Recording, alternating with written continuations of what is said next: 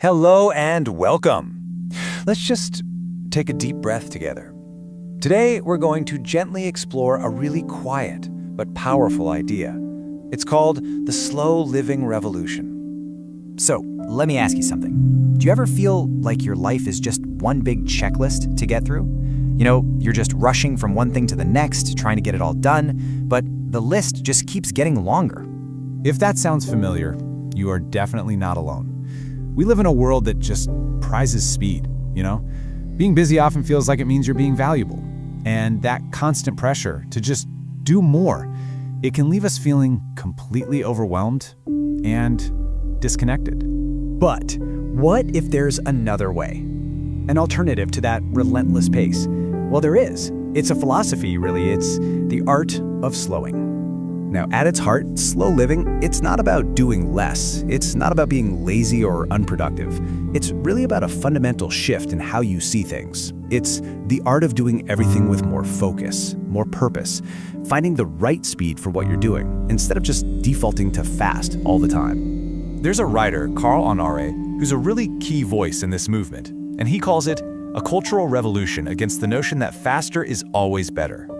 It's like a quiet rebellion. It asks us to just question that idea that speed is always the answer, and to just consider a different way of being. So it's really important to clear up a few things people get wrong about this. Slow living isn't about laziness. It's about being intentional. It's not about being unproductive. It's about finding a really deep focus. And it's definitely not about being anti-technology. It's about using it mindfully so that we are in control, not the other way around. Okay, so what actually happens when we start to live this way? When we adopt this slower, more intentional pace? Well, as it turns out, the benefits are pretty profound for our minds and for our bodies. And we're not just talking about some vague, feel-good idea. There's real science here. Lots of research in psychology and health shows that the simple act of slowing down has measurable positive effects on our health, on our actual well-being. Let's start with what's happening in our brain.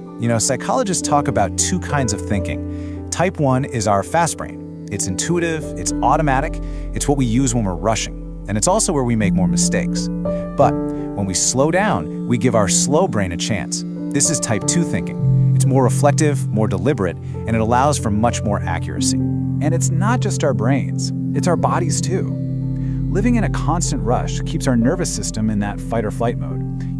That low-grade stress that's always humming in the background. When we slow down, we activate our rest and digest system. That's what allows our bodies to actually relax, find balance, and recover.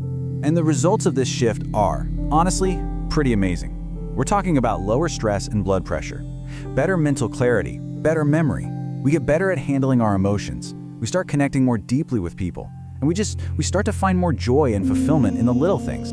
Okay, so this all sounds wonderful, right? But how do we actually do it?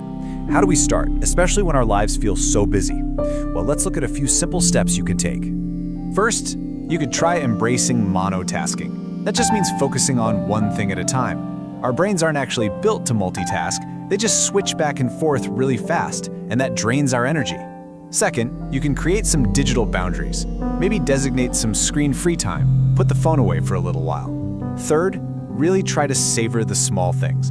Pay full attention to that first sip of coffee in the morning. Fourth, and this one is important, enjoy some unscheduled time. Actually block out empty space in your calendar, just for rest or whatever comes up. And finally, try to turn those autopilot tasks, like showering or doing dishes, into moments where you're really present. The beautiful thing is, this doesn't start with huge, dramatic changes. It really just begins with small, conscious choices. Little shifts in your daily rhythm. That's all it takes. And all of this really brings us to the most important question of all, the one that sits right at the heart of this entire idea. Because when you get right down to it, you realize that slow living is less about changing what you do.